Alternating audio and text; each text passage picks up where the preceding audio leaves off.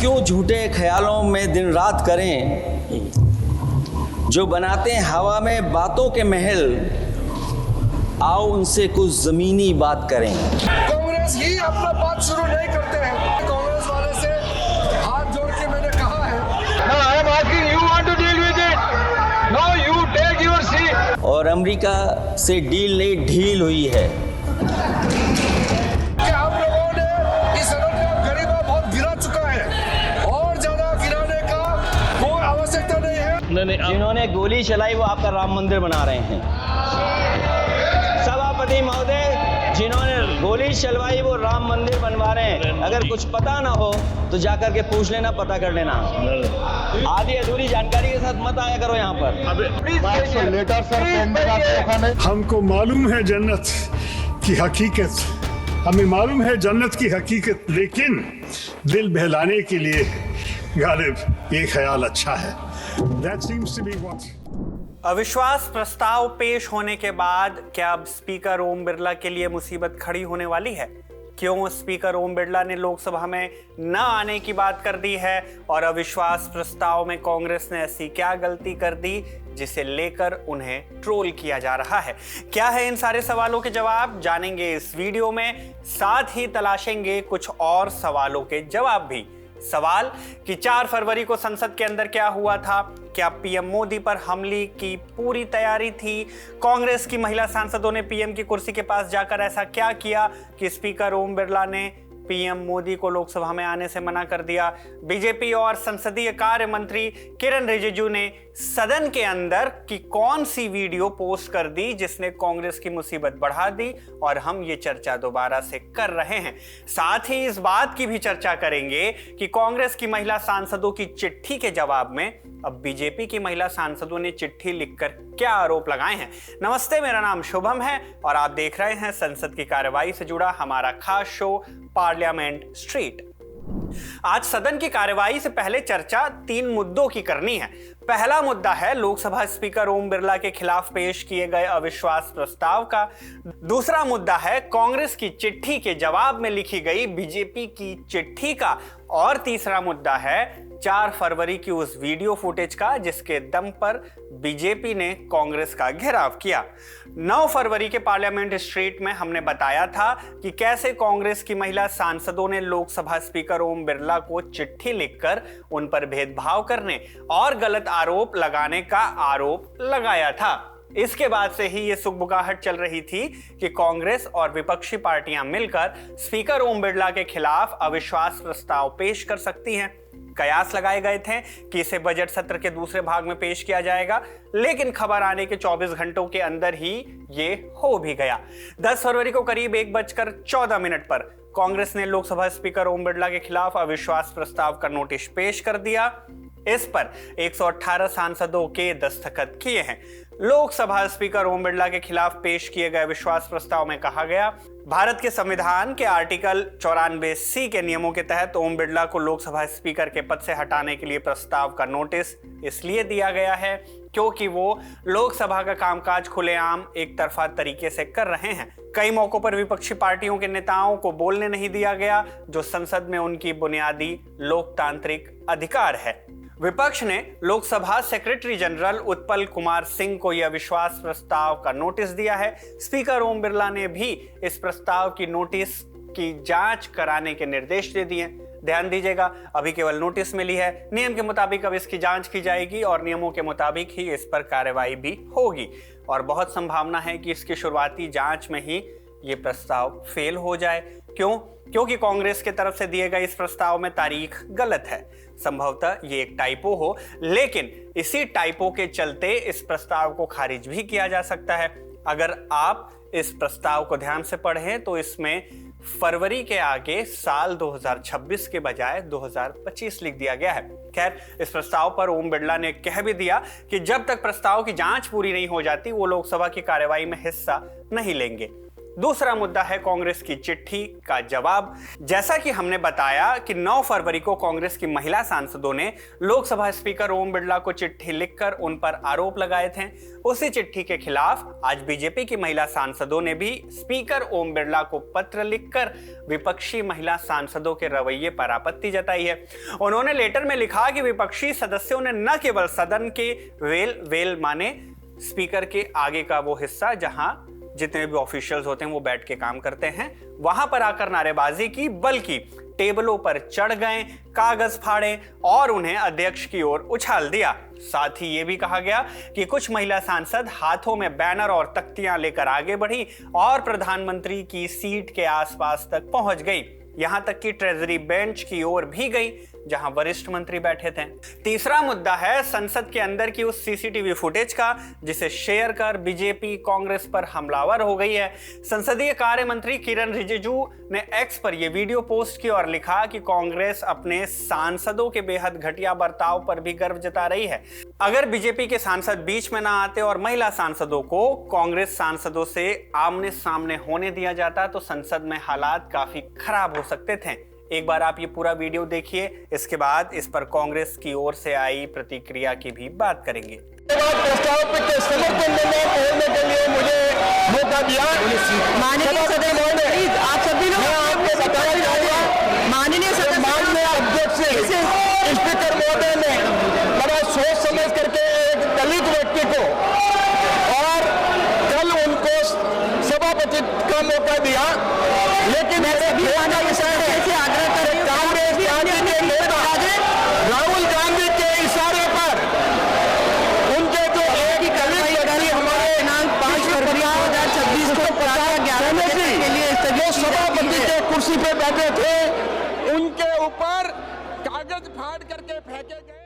किरण रिजिजू के दावे का जवाब कांग्रेस सांसद वर्षा गायकवाड़ ने दिया। उन्होंने कहा कि हम पर बेबुनियाद आरोप लगाए जा रहे हैं, हम किसी भी तरह से हमला करने नहीं गए थे, बस एक बैनर पकड़ा हुआ था और प्रदर्शन कर रहे थे। मैं तो यही सवाल पूछ रही हूँ ना कि उस दिन वो मौजूद नहीं थे क्या हाउस में? किरण रिजिजू जी मौजूद थे ना, उन्होंने देखा नहीं क्या? आप लोगों ने वीडियो डाले हमारे, तो क्या उन्होंने वीडियो नहीं देखे थे उस वक्त? तो क्या नए वीडियो डाले, मुझे नहीं समझ में आ रहा है। और किस तरह से हमें बेबुनियाद हमारे ऊपर आरोप लगाए जा रहे हैं, मनगढ़ंत कहानियां बताई जा रही है। और हमने एक बार देखा था कि एक मुरारीलाल के सुनहरे सपने वैसे एक सपना जा रहा है, कभी कहते हैं भंगड़ी से मरना चाहते थे, कभी कहते हैं काटना चाहते थे, अब नई चीज आ गई है हमारे महिलाएं। हम थोड़ी किसी को मारने गए थे, हम तो एक बैनर लेके गए थे। अब बैनर से डर गए, आप एक किताब लेने से डर गए, आपको टैरिफ के ऊपर बात नहीं करनी है, आपको चाइना की घुसखोरी के ऊपर बात नहीं करनी है, आपको वो जेफर्स को रिपोर्ट के ऊपर बात नहीं करनी अमेरिका की, तो एप्सिन के ऊपर बात करने से आप कतराते हो। ये तो सच सच बोलिए। बीजेपी की हुआ है कि कांग्रेस के जो एमपीज हैं उन्होंने जिस तरीके का बर्ताव किया संसद, क्या बर्ताव किया आप बताओ, क्या बर्ताव किया? कोई एक्शन किया हाथ से, कुछ वर्बली बोला है? आप बताओ। संसदीय लोकशाही में हमें भी, मैंने कल ही कहा था कि 25 साल हो गए, हमें भी बताइए आपने क्या किया ऐसा, आप ही बताइए। तो ये हुई चर्चा सदन के बाहर की। अब बात सदन के अंदर की करते हैं। बीते 10 दिन से लोकसभा के अंदर एक नई परंपरा देखी जा रही थी। स्पीकर सदन में आते थे, सदन की कार्रवाई शुरू करते थे और मिनट 2 मिनट बीतता, इसके बाद सदन को स्थगित कर दिया जाता था। बजट सत्र के 10वें दिन का माहौल शुरुआती दौर में भी यही रहा। 11 बजे लोकसभा में पीठासीन पीसी मोहन आते हैं, ऐलान प्रश्नकाल की शुरुआत का करते हैं, लेकिन शुरू होता है हंगामा। कैराना से सपा सांसद इकरा चौधरी को अपना प्रश्न रखने का मौका दिया गया। इसी दौरान सदन में हंगामा होने लगा। सांसद विपक्षी दल के अपनी कुर्सी पर खड़े होते हैं, नारेबाजी करने लगते हैं। ना इकरा चौधरी का सवाल पूरा होता है और ना ही उन्हें जवाब मिलता है। होता क्या है आप भी देखिए। क्वेश्चन नंबर 141 इकरा चौधरी।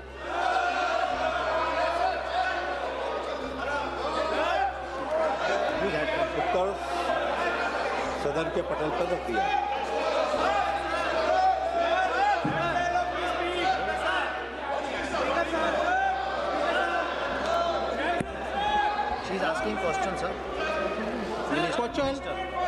क्वेश्चन नंबर 141 मिनिस्टर सदन के पटल पर उत्तर रख दिया। सप्लीमेंट्री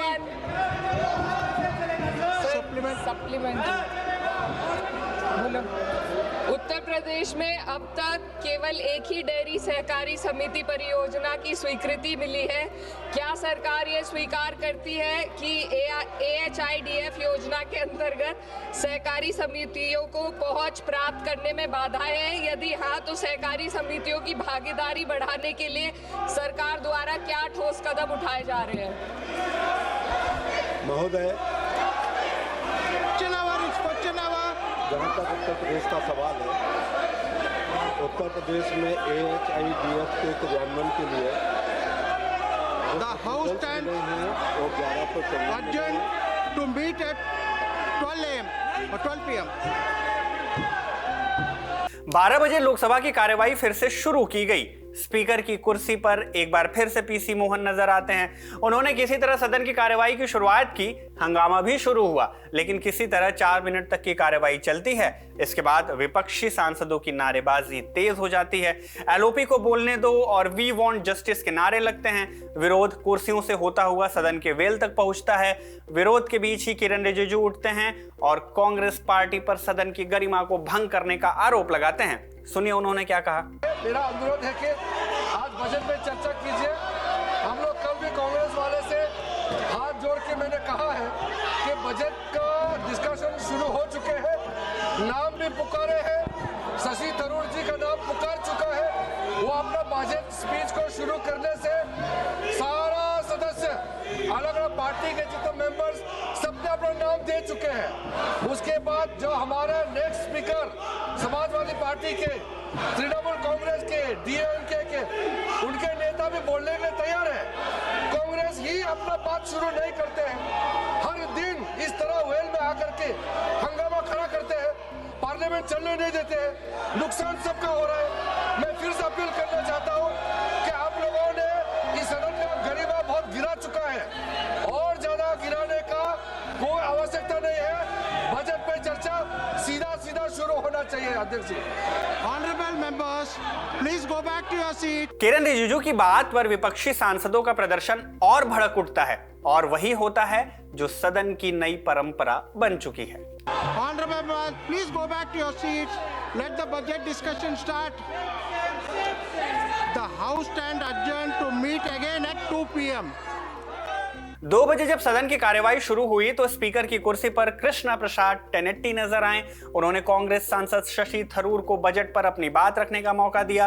उन्होंने बजट की पूरी तरह से आलोचना की और सरकार के कामों को गवर्नेंस नहीं बल्कि हेडलाइन मैनेजमेंट करार दिया। Thank you for granting me the honor of voicing on behalf of the Indian National Congress my perspective on the union budget presented by the Honorable Finance Minister, whom I'm glad to see in the chamber.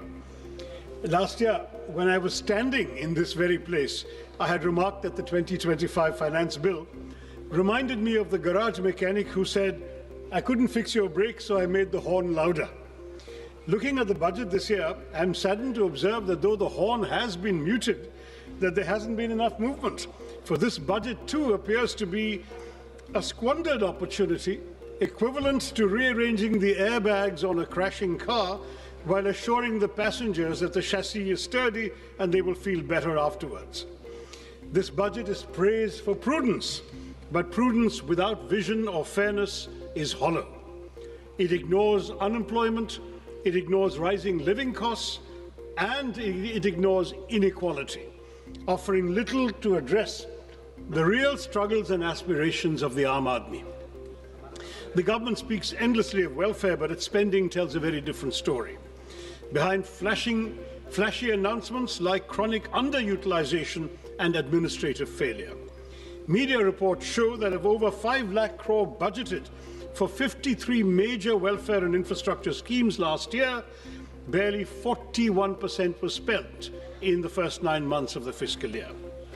Take the Jal Jeevan Mission, allotted 67,000 crores, it managed to spend an astonishingly low 31 crores in 9 months.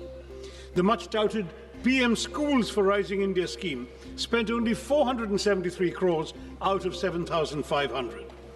Most shocking of all, the Pradhan Mantri Anusuchit Jati Abhyudaya Yojana, meant for the socio-economic upliftment of scheduled castes, utilized out of 2,140 crores, merely 40 crores. This is not governance, Mr. Chairman. This is headline management. Where promises are loud, like that horn, budgets are grand, but delivery is conspicuously absent. सदन में आज सपा सांसद अखिलेश यादव को भी budget पर अपनी बात रखने का मौका दिया गया। उन्होंने भी आम बजट पर सरकार से सवाल किया, ट्रेड डील पर चर्चा की और पीएम के संसदीय क्षेत्र वाराणसी में चल रहे बुलडोजर एक्शन पर सरकार का घेराव किया। मैं उत्तर प्रदेश से आता हूं, जहां पर प्रधान संसदीय क्षेत्र है। राजमाता पूजनीय अहिल्याबाई होलकर जी, उनकी मूर्ति थी, उसको बुलडोजर से तोड़वा दिया। सभापति महोदय, कोई कल्पना कर सकता है एक मणिकर्णिका घाट जो हमारी पौराणिक पहचान रही है, सदियों से हमारी विरासत की पहचान रही, सनातनी काशी की विरासत रही, वहां पे इनकी सरकार ने प्रधान संसदीय क्षेत्र में बुलडोजर चला करके हमारी पूजनीय अहिल्याबाई होलकर की मूर्ति को इन्होंने तोड़ने का काम किया।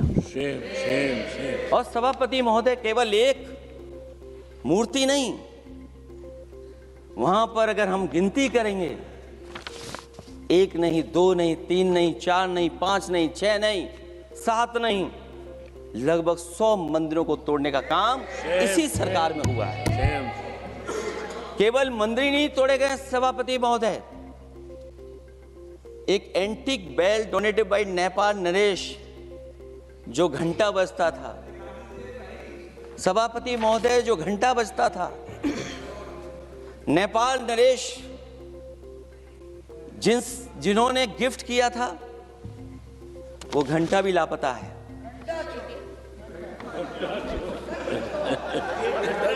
केवल घंटा ही लापता नहीं है,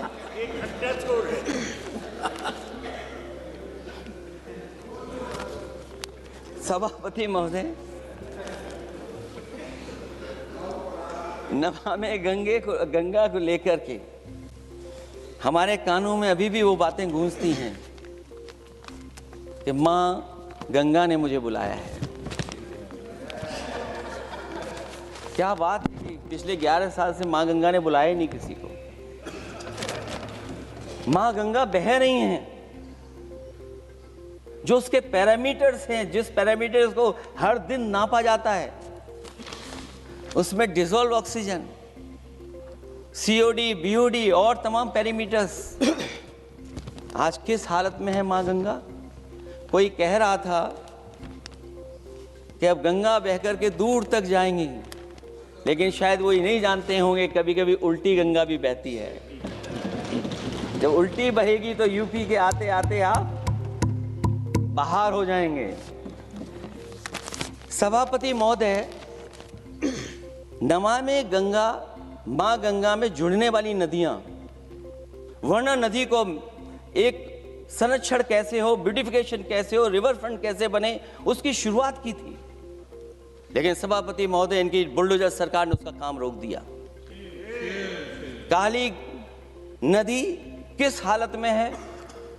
यमुना के बारे में दिल्ली की सरकार जब बनानी थी तो कहा कि हम दुनिया का सबसे बेहतर रिवर फ्रंट बनाएंगे यमुना पर।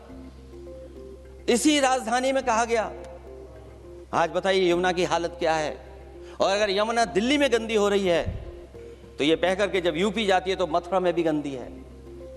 और थोड़ा बहुत साफ गंगा इसलिए हो जाती है क्योंकि जब चंबल का पानी उसमें जुड़ता है, थोड़ी बहुत यमुना साफ हो जाती है। उसके बाद यमुना में भी कोई सफाई का सरकार ने इंतजाम नहीं किया। और आज भी मैं कहता हूं, देश का सबसे अच्छा रिवर फ्रंट अगर कहीं बना है तो लखनऊ में बना है, गोमती रिवर फ्रंट। जो लोग ये कहते हो कि दूसरा रिवर फ्रंट अच्छा है, मैं उनसे कहूंगा कि अभी लखनऊ के रिवर फ्रंट पर भी घूम करके आइए, तब आपको मालूम पड़ेगा कि रिवर फ्रंट क्या होता है। तृणमूल कांग्रेस के सांसद अभिषेक बनर्जी ने भी आम बजट पर अपनी बात रखी।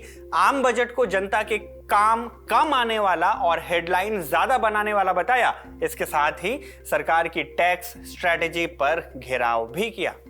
A baby is born, his milk and diapers are taxed. He grows, his education is taxed. He studies, his books, pencil and mobile data are taxed. He starts earning, his income is taxed. He saves for future, his savings are taxed. He spends to survive, his survival is taxed. He goes to work, his fuel is taxed. He falls sick, his illness is taxed. He grows old, pension and healthcare are also taxed. And Honorable Speaker, even after his death, the family still pays tax. बच्चा पैदा होता है, दूध और diaper पर tax, पढ़ाई शुरू होती है, शिक्षा पर टैक्स, किताबें, notebook, pen, pencil, mobile data सब पर टैक्स, कमाई शुरू होता है, इनकम पर टैक्स, सर बचत करता है, बचत के ऊपर टैक्स, जीने के लिए खर्च करता है, खर्च पे टैक्स, काम पर जाता है, पेट्रोल डीजल पर टैक्स, बीमार पड़ता है, इलाज और दवाई पर टैक्स, बुढ़ापा आता है, पेंशन और इलाज पे टैक्स, और मौत के बाद भी सर शोक सभा में अगरबत्ती जलाने के लिए भी परिवार को टैक्स देना पड़ता है. This summarizes the budget. Sir, I am addressing the chair. I'm sure the finance minister will have a reply ready. When she is given the opportunity to speak, she can quote me, and if I am misleading the house, she can take my name and then place her arguments. Sir, from a baby's first milk to a citizen's final farewell, this government taxes life at every step. जन्म से लेके अंतिम संस्कार तक हर कदम पर tax. ये reform नहीं sir, ये लाइफ टाइम टैक्स ट्रैप है. एक हफ्ते से भी ज्यादा हो हल्ला के बाद आज जाकर लोकसभा में आम बजट पर काफी हद तक एक सार्थक चर्चा देखी गई. अब बात राज्यसभा की करते हैं. 11 बजे सभापति सीपी राधाकृष्णन ने सदन की कार्यवाही की शुरुआत की. प्रश्नकाल में सांसदों ने अपने अपने मुद्दे उठाए. यहां भी शांति से आम बजट पर चर्चा चलती रही. सभी सांसदों ने अपने अपने मुद्दे उठाए, लेकिन चर्चा का केंद्र रहा आरजेडी सांसद मनोज झा का बयान. आम बजट पर चर्चा करते हुए उन्होंने क्या कुछ कहा, आप भी सुनिए. एक बुनियादी प्रश्न उठाने से पूर्व कोलकाता से प्रकाशित एक महत्वपूर्ण अखबार ने मुझसे एक लेख मांगा कि बजट से आपकी क्या उम्मीदें हैं, और मैंने लिखा कि budget should be constitutionally mandated under article 39 of Indian constitution. 1 तारीख को आर्टिकल छपा सुबह और 1 तारीख को ही बजट आना था. तो मुझे लगा कि कहीं माननीय वित्त मंत्री साहिबा ने अगर तमाम उन प्रश्नों का उत्तर दे दिया तो मेरे आलेख की प्रासंगिकता खत्म हो जाएगी. लेकिन मेरा आलेख आज भी प्रासंगिक रहा, क्योंकि उत्तर उन्होंने दिया उन प्रश्नों के नहीं जो मैंने उठाए थे. मेरा पहला प्रश्न माननीय सभापति महोदय कि अर्थव्यवस्था किसके लिए होती है, ये हमें सोचना होगा. खेत खलिहान, फैक्ट्री, स्कूलों, निर्माण स्थलों पे, हॉस्पिटल्स में काम करने वालों के लिए, या एक बिल्कुल ऐसे प्रभु वर्ग के लिए जिनसे हमारी कोई ईर्ष्या नहीं है, लेकिन हम चाहते हैं कि उनकी भागीदारी बाकियों की भागीदारी के बराबर हो. माननीय सभापति महोदय, पिछले 1 दशक से गहरा विरोधाभास हम देख रहे हैं. अर्थव्यवस्था कहते हैं तेजी से बढ़ रही है, भारत निवेश के लिए आकर्षण का केंद्र बनता जा रहा है, जबकि करोड़ों युवा रोजगार से बाहर हैं. वास्तविक आय ठहरी हुई है, और औपनिवेशिक शासनकाल के बाद आय की असमानता, आंकड़ों की, मैं सिर्फ ऑक्सफैम डेटा की बात नहीं कर रहा हूं, आय की असमानता हमें ज्वालामुखी की ओर ले जा रहा है. माननीय सभापति महोदय, बजट केवल एक वित्तीय दस्तावेज नहीं होता है, एक नैतिक वक्तव्य होता है, और हमने इसको एक वित्तीय दस्तावेज में तब्दील करके इसकी इतिश्री कर ली है. आज भी बेरोजगारी देश की सबसे गंभीर समस्या है. मुझे स्मरण है माननीय प्रधानमंत्री जी और कई लोग युवा लाभांश की बात कर रहे थे. आज वो युवा लाभांश लायबिलिटी में तब्दील होता जा रहा है, और हमारे पास कोई रोड मैप नहीं है. मैं एमएसएमई वगैरह क्षेत्र की तो बात ना करूं, जो शॉक एब्जॉर्बर हो सकते हैं, लेकिन हम इतने शॉक बिना एब्जॉर्बर के दे रहे हैं कि उनके लिए उठना मुश्किल है.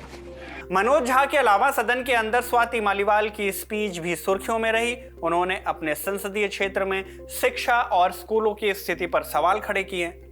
सर, किसी देश का भविष्य उसकी शिक्षा व्यवस्था तय करती है. लेकिन सच ये है कि आज सरकारी स्कूल पहली पसंद नहीं बल्कि मजबूरी बन गए हैं। माता पिता लोन लेते हैं, गहने गिरवी रखते हैं, बस बच्चे किसी अच्छे प्राइवेट स्कूल में पढ़ सकें। दिल्ली सरकार ने शाहबाद डेयरी में 2020 में करोड़ों की लागत से एक सरकारी स्कूल बनाया, 4 मंजिलें खड़ी कर दी पर लेंटर नहीं डाला। बड़ी बिल्डिंग, बड़ा विज्ञापन, शिक्षा क्रांति के बड़े बड़े दावे, पर मटेरियल इतना सबस्टैंडर्ड कि छत बच्चों पे टूटकर गिरने लग गई। 2024 में इस नए स्कूल को डेंजरस घोषित कर दिया और बंद कर दिया गया। 5000 बच्चों का भविष्य खतरे में। ऐसे कई स्कूल्स बनाए गए। सर, सरकारी स्कूल की ऐसी बदहाली के चलते शिक्षा आज एक प्राइवेट बिजनेस बन गई है।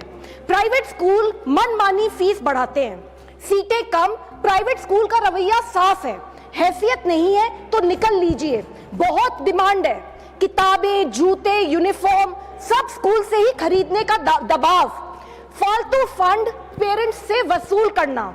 यहाँ बैठे हमारे सारे सांसद के पास सिफारिश आती होगी, किसी प्राइवेट स्कूल में एडमिशन करवा दीजिए। अगर पढ़ाई के लिए सर सिफारिश लगे तो समझ लीजिए सिस्टम ठीक नहीं है। सरकारी स्कूल को मजबूत बनाना होगा और प्राइवेट स्कूल्स की मनमानी पर लगाम लगानी होगी। तो कुल मिलाकर राज्यसभा और लोकसभा दोनों ही सदनों में आज आम बजट पर चर्चा कुछ हद तक हुई, कुछ हद तक हंगामा भी रहा। इसी के साथ आज के पार्लियामेंट स्ट्रीट में बस इतना ही। इसे शूट किया कैमरे के पीछे मेरे साथी सर्वेश ने। मेरा नाम शुभम है और आप देखते रहिए खबर गांव।